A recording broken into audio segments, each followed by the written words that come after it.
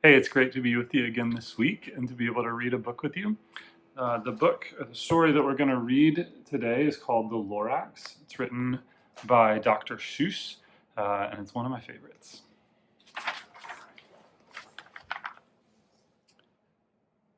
At the far end of town, where the grickle grass grows, and the wind smells slow and sour when it blows, and no birds ever sing excepting old crows, is the street of the lifted Lorax.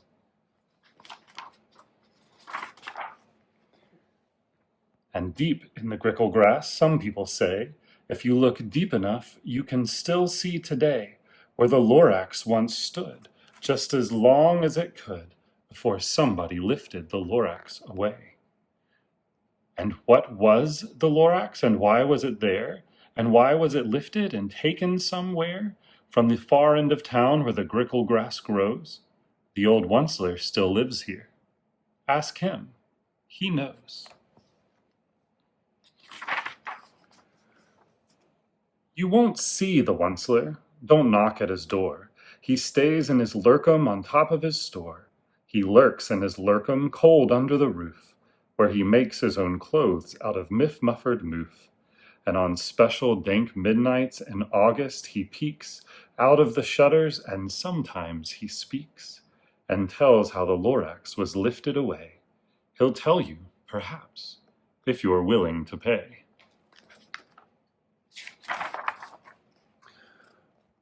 On the end of a rope, he lets down a tin pail, and you have to toss in 15 cents and a nail, and the shell of a great-great-great-grandfather's snail.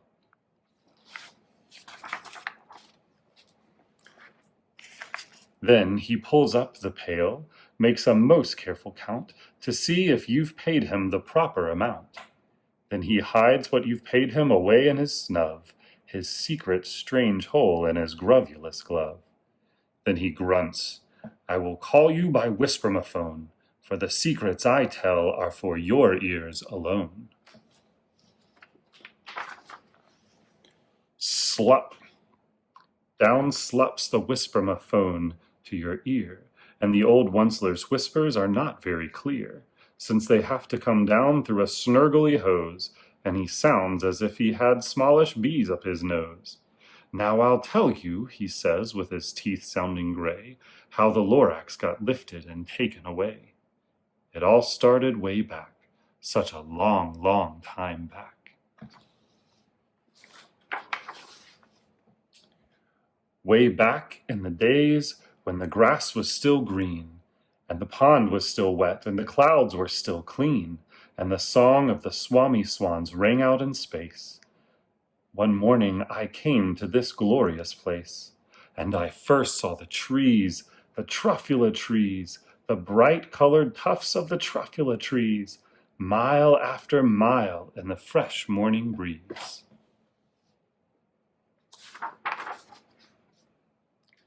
And under the trees I saw brown barbaloots, frisking about in their barbaloot suits, as they played in the shade and ate truffula fruits. From the ripulous pond came the comfortable sound of the humming fish humming while splashing around. But those trees, those truffula trees, all my life I'd been searching for trees such as these. The touch of their tufts was much softer than silk, and they had the sweet smell of fresh butterfly milk. I felt a great leaping of joy in my heart. I knew just what I'd do. I unloaded my cart.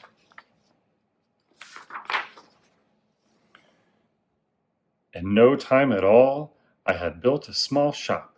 Then I chopped down a truffula tree with one chop, and with great skillful skill and with great speedy speed, I took the soft tuft and I knitted a thneed.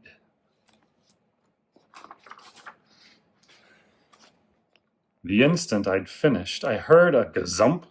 I looked. I saw something pop out of the stump of the tree I'd chopped down. It was sort of a man. Describe him? That's hard. I don't know if I can. He was shortish and oldish and brownish and mossy. and he spoke with a voice that was sharpish and bossy.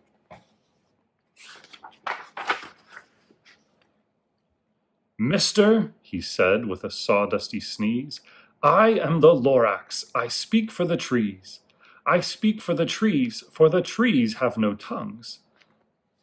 And I'm asking you, sir, at the top of my lungs."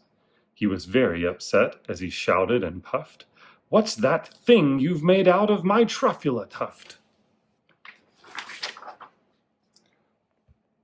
"Look, Lorax," I said, "there's no cause for alarm. I chopped just one tree. I am doing no harm. I'm being quite useful. This thing is a thneed. A thneed's a fine something that all people need. It's a shirt, it's a sock, it's a glove, it's a hat. But it has other uses, yes, far beyond that. You can use it for carpets, for pillows, for sheets, or curtains, or covers for bicycle seats." The Lorax said, "Sir, you are crazy with greed. There is no one on earth who would buy that fool thneed." But the very next minute I proved he was wrong, for just at that minute a chap came along, and he thought that the thneed I had knitted was great. He happily bought it for $3.98. I laughed at the Lorax. "You poor stupid guy, you never can tell what some people will buy."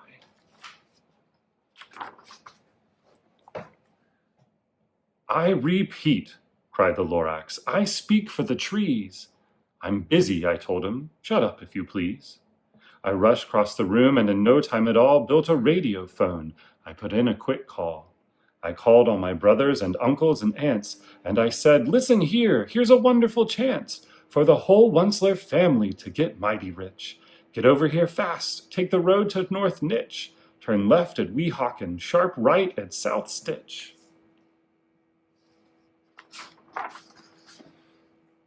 And in no time at all, in the factory I built, the whole Onceler family was working full tilt. We were all knitting thneeds, just as busy as bees, to the sound of the chopping of truffula trees. Then, oh baby, oh how my business did grow. Now chopping one tree at a time was too slow. So I quickly invented my super axe hacker, which whacked off 4 truffula trees at one smacker. We were making thneeds 4 times as fast as before, and that Lorax, he didn't show up anymore. But the next week he knocked on my new office door. He snapped, "I'm the Lorax who speaks for the trees, which you seem to be chopping as fast as you please. But I'm also in charge of the brown barbaloots, who played in the shade in their barbaloot suits, and happily lived eating truffula fruits. Now, thanks to your hacking my trees to the ground, there's not enough truffula fruit to go round, and my poor barbaloots are all getting the crummies, because they have gas and no food in their tummies." They loved living here, but I can't let them stay. They'll have to find food, and I hope that they may. "Good luck, boys," he cried, and he sent them away. I, the Onceler, felt sad as I watched them all go. But business is business, and business must grow, regardless of crummies and tummies, you know.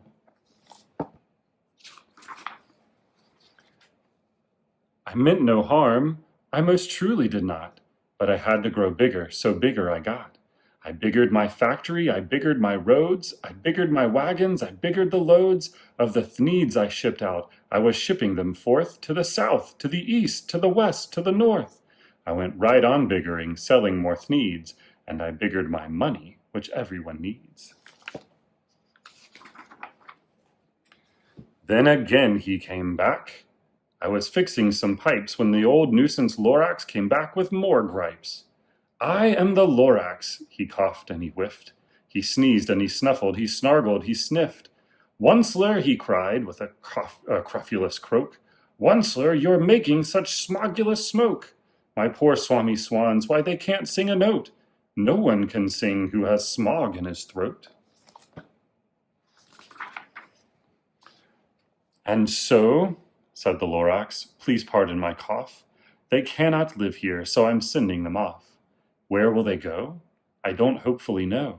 They may have to fly for a month or a year to escape from the smog you've smogged up around here. What's more, snapped the Lorax, his dander was up, let me say a few things about gluppity-glup. Your machinery chugs on day and night without stop, making gluppity-glup, also schloppity-schlop. And what do you do with this leftover goo? I'll show you, you dirty old onceler, you. You're glumping the pond where the hummingfish hummed. No more can they hum, for their gills are all gummed. So I'm sending them off their future is dreary. They'll walk on their fins and get woefully weary, in search of some water that isn't so smeary. And then I got mad. I got terribly mad. I yelled at the Lorax, now listen here, Dad. All you do is yap yap and say bad, bad, bad, bad. Well, I have my rights, sir, and I'm telling you, I intend to go on doing just what I do. And for your information, you Lorax, I'm figuring on biggering and biggering and biggering and biggering, turning more truffula trees into thneeds, which everyone needs. And at that very moment, we heard a loud whack. From outside in the fields came a sickening smack of an axe on a tree. Then we heard the tree fall, the very last truffula tree of them all. No more trees, no more thneeds, no more work to be done. So in no time my uncles and aunts every one all waved me goodbye. They jumped in my cars and drove away under the smoke-smuggered stars. Now all that was left neath the bad-smelling sky was my big empty factory, the Lorax and I. The Lorax said nothing, just gave me a glance, just gave me a very sad, sad backward glance as he lifted himself by the seat of his pants. And I'll never forget the grim look on his face when he hoisted himself and took leave of this place through a hole in the smog without leaving a trace. And all that the Lorax left here in this mess was a small pile of rocks with the one word, unless. Whatever that meant, well, I just couldn't guess. That was long, long ago, but each day since that day I've sat here and worried away. Through the years, while my buildings have fallen apart, I've worried about it with all of my heart. But now, says the Onceler, now that you're here, the word of the Lorax seems perfectly clear. Unless someone like you cares a whole awful lot, nothing is going to get better. It's not. So, catch, calls the Lorax. He lets something fall. It's a truffula seed. It's the last one of all. You're in charge of the last of the truffula seeds. And truffula trees are what everyone needs. Plant a new truffula, treat it with care, give it clean water and feed it fresh air. Grow a forest, protect it from axes that hack. Then the Lorax and all of his friends may come back.